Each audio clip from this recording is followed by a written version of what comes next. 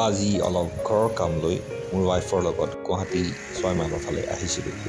ইয়াতে থকা এখন ৰেষ্টুৰেণ্টত আজি দুপৰীয়া আহাৰ গ্ৰহণ কৰিম বুলি সোমালোঁ। ইয়াৰ এণ্ট্ৰেঞ্চতে লিখা আছে meet me in the backyard. আজি বিৰাট গৰম আছিল আৰু ভোকে পিয়াহে আজি এই ৰেষ্টুৰেণ্টত আহিলোঁ। ৰেষ্টুৰেণ্টৰ ভিতৰৰ ডিজাইন দেখি মই আচৰিত হৈ গ'লোঁ।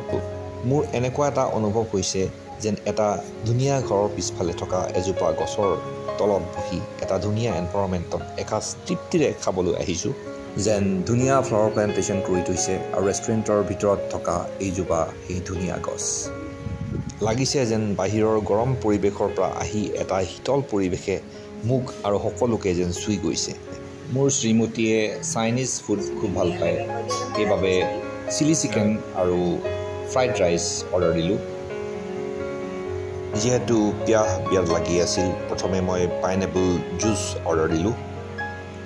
অৰ্ডাৰ ৰেডি হৈ আহক মানে মই আৰু মোৰ মানুহজনীয়ে অলপ ৰেষ্টুৰেণ্টৰ ধুনীয়া পৰিৱেশ এনজয় কৰিলোঁ।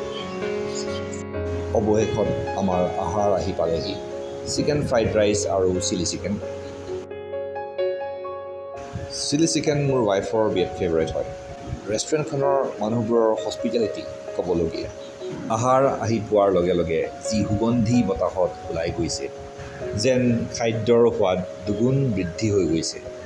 ৰেষ্টুৰেণ্টৰ মানুহে আহি আমাক ধুনীয়াকৈ ছাৰ্ভ কৰি থৈ গ'ল। এসাঁজ ধুনীয়া ব্যঞ্জনৰ সোৱাদ লোৱাৰ পাছত একাপ চাহৰ অৰ্ডাৰ দিলোঁ। চাহ মোৰ ফেভৰেট, মই চাহ খাই খুব ভাল পাওঁ। আপোনালোকে চাগে বুজি পালে কিয় এণ্ট্ৰেঞ্চটো লিখা আছিল meet me in the backyard.